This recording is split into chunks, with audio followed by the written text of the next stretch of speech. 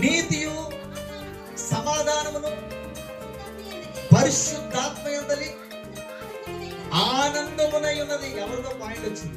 దేవుని స్తోత్రం, హల్లెలూయా. దేవునికి మహిమ కలుగును గాక. దేవుని రాజ్యం అంటే ఏంటి చెప్పండి? ఇప్పుడు నీతిగా ఉండాలి. 2 సమాధానంగా ఉండాలి. ఇప్పుడు 3 ఈ 3 ఎవరి జీవితాల్లో ఉంటాయో, ఎక్కడ ఉంటాయో, ఏ ప్రాంతంలో ఉంటాయో, షాపూర్లోనా, చిత్తూరులోనా, బాలనగర్లోనా, సికింద్రాబాద్ లోనా, మన ఊర్లోనా, మన ఇంట్లోనా, మన సంఘంలోనా, ఎక్కడ ఉంటే అదే దేవుని రాజ్యం. దేవుని స్తోత్రం చెప్పండి. ఎక్కడ ఉంటే అక్కడే దేవుని రాజ్యం. ఇప్పుడు దేవుని రాజ్యం ఎక్కడ చెప్పండి? నాలో నీతి లేదు, ఇక్కడ లేదు. నాలో పరిశుద్ధత లేదు, ఇక్కడ లేదు కదా. నాలో సమాధానం లేదు. ఇంతవరకు కూడా నా జీవితంలో సమాధానం పడలేకపోయినా ఎవరితో అంటే దేవుని రాజ్యం లేరంటేనా? లేరంటే దేవుని రాజ్యము 3టితో ముడిపడి ఉంది. 1 నీతి, 2 సమాధానం, 3 పరిశుద్ధత. దేవునికి స్తోత్రం.